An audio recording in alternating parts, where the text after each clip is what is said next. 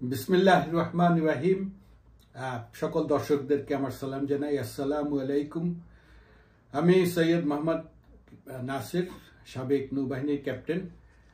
আজকে যে চলমান দেশের পরিস্থিতি, আমি এটা নিয়ে কয়েকটি কথা বলতে চাই। তার আগে সর্বপ্রথম আমি গভীর শ্রদ্ধা সহকারে স্মরণ করছি আমাদের শহীদদের এবং অগণিত ছাত্র জনতা যাদের সম্মিলিত প্রচেষ্টা এবং সাহসিকতার জন্য আজকে আমরা দ্বিতীয় স্বাধীনতা লাভ করেছি। এখন যে পরিস্থিতিটা হয়েছে, নতুন একটা অন্তর্বর্তীকালীন সরকার গঠিত হয়েছে, তাদের এরকম একটা পরিস্থিতিতে তাদের প্রথম কাজ কিভাবে তারা অগ্রসর হবেন সেই সম্বন্ধে আমি একটু আলোকপাত করতে চাই আমার ইউএন মিশনের অভিজ্ঞতার আলোকে। আমি বাংলাদেশের এরকম চলমান বিপ্লবোত্তর আগেও দেখেছি। 7ই নভেম্বরের কথা আমার মনে পড়ে, যখন আইন পরিস্থিতি সাংঘাতিকভাবে অবনতি হয়, জননিরাপত্তা ভীষণভাবে বিঘ্নিত হয়। প্রতি বিপ্লবের একটা সমূহ সম্ভাবনা থাকে, বাংলাদেশে যা হয়েও ছিল। তো আমি সেই সময় শহীদ প্রেসিডেন্ট জিয়াউর রহমান অত্যন্ত দৃঢ়তার সঙ্গে সেগুলো মোকাবেলা করেছিলেন। তিনি ঢাকার বাইরে থেকে রিএনফোর্সমেন্ট এনে নিশ্ছিদ্র নিরাপত্তার ব্যবস্থা নিয়েছিলেন, যেটা অ্যান্থনি মাসকারেনহাসের লিগেসি অফ ব্লাড বইতে বিস্তারিত বর্ণনা হয়েছে।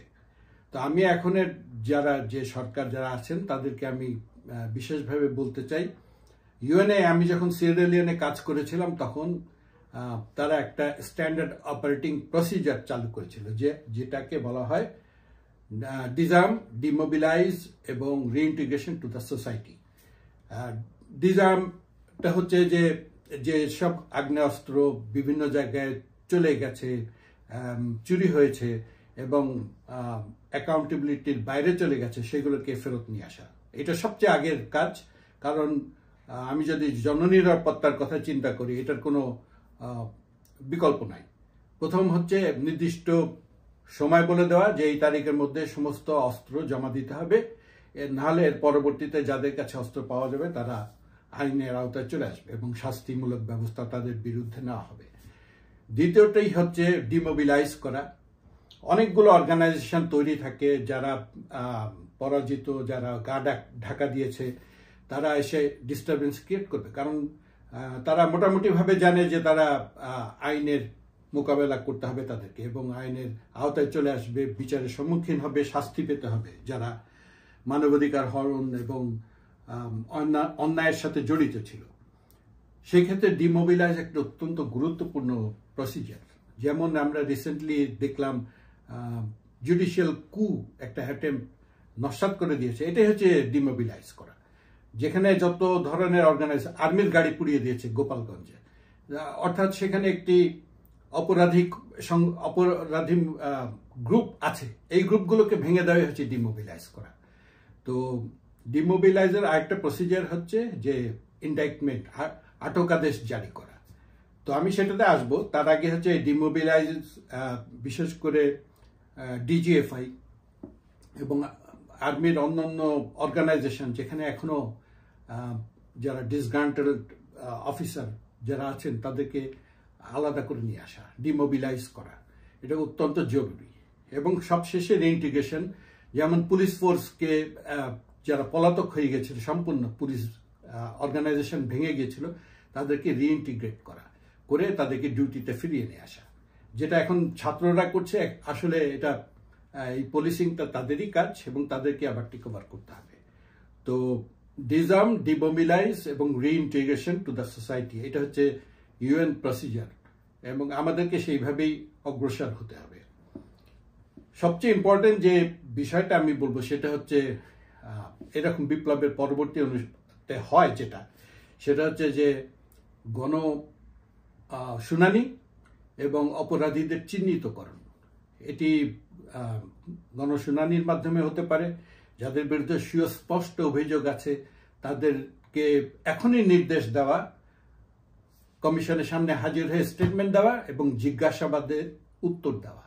এটা সুনির্দিষ্ট রেট 3 দিন 4 দিন করে সময় দেওয়া যেতে পারে। সেই সময়ের মধ্যে তারা যদি কমিশনের সামনে আসতে ব্যর্থ হয়, ধরে নিতে হবে সে অপরাধী এবং পলাতক, তাদেরকে পলাতক চিহ্নিত করতে হবে এবং এই সময়ের মধ্যে তাদের কোনো স্টেটমেন্ট, তাদের কোনো বক্তব্য, কোনো প্রচার মাধ্যম, সংবাদপত্র প্রকাশ করতে পারবে না এবং যখনই তারা যদি এই শুনানির সামনে আসতে ব্যর্থ হয় তখন ধরে নিতে হবে তারা পলাতক এবং পলাতক কোনো আসামির কোনো বক্তব্য কখনোই যেন জনসম্মুখে আসতে না পারে সেজন্য কঠোর ব্যবস্থা নেওয়া।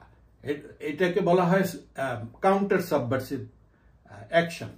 সাবভার্সন একটা খুব বড় গোয়েন্দা, হোস্টাইল গোয়েন্দাদের অ্যাকশন এবং সেটাকে কাউন্টার করা খুব অতি জরুরি এবং তারা তো বসে থাকবে না, তারা বিভেদ সৃষ্টির চেষ্টা করবে। তারা দেখেছে একতাই বল, এই যে ছাত্র জনতা একতা হয়ে একটা অসাধ্য সাধন করেছে, তো এই বলটাকে তারা দুর্বল করার জন্য তাদের মধ্যে নানা রকম প্রচার এবং সাবভার্সিভ অ্যাকশনের মাধ্যমে দুর্বল করে দেওয়ার চেষ্টা করবে।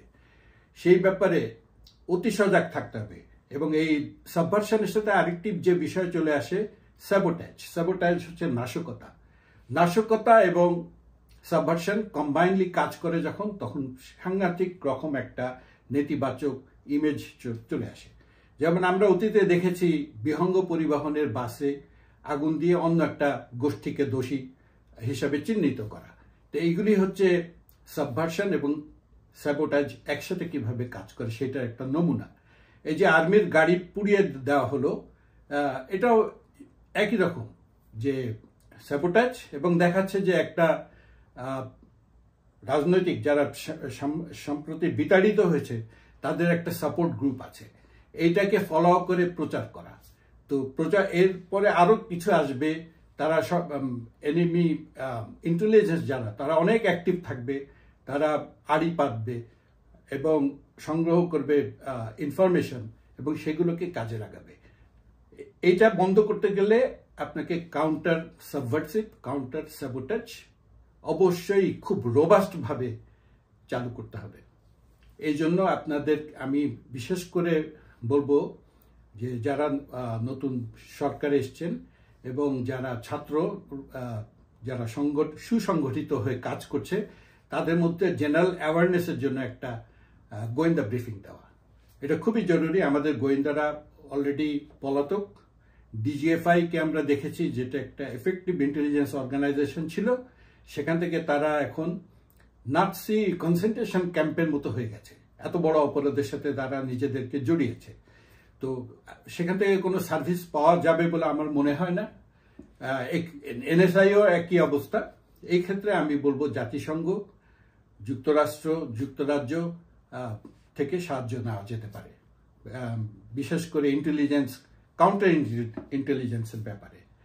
তো এটা অতি ইম্পর্টেন্ট এবং এরকম হতে থাকবে, বলা যায় না কখন কে কোন দিকে অ্যাটাক করবে। আমাদেরকে একটা অতি শক্ত নিরাপত্তা বলয় গড়ে তুলতে হবে। এটাই হচ্ছে আমার আজকের মেসেজ। আমি আরো বলবো পর্যায়ক্রমে কোথায় কোন সমস্যা হচ্ছে, কিভাবে আমাদের যে অর্গানাইজেশনগুলো ধ্বংস হয়েছে সেগুলোকে কিভাবে আবার পুনর্গঠন করা যেতে পারে, সেগুলোতে আমার অবশ্যই সুপারিশ থাকবে, আমি সেটা পর্যায়ক্রমে জানাবো। আমি বর্তমান যে ছাত্ররা আছেন আমি তাদেরকে মোবারকবাদ জানাই, তারা খুবই একটা ভালো কাজ করছে জাতি গঠনে। এই কাজগুলো অন্যান্য উন্নত দেশে সবসময় তাদের স্কুল কারিকুলামের সঙ্গে থাকে। কমিউনিটি ডিউটি, আজকে দেখলাম যে তারা পাসপোর্ট অফিসে ঘুষ লেনদেনের জন্য দায়ী কর্মকর্তাদেরকে আটক করেছে। অত্যন্ত ভালো খবর। আগে তো এগুলো কাব স্কাউট আমরা যখন ছোট ছিলাম তখন দেখতাম, এখন এই যে ছেলেরা নিজে থেকে করছে কোনো রকম প্যাট্রন ছাড়া, এটা আমি মনে করি একটা অসাধারণ অর্জন। এই অর্জন, এই স্পিরিটকে আমাদেরকে ধরে রেখে সামনে এগিয়ে যেতে হবে। তা আজকে আমি এই পর্যন্তই বলবো।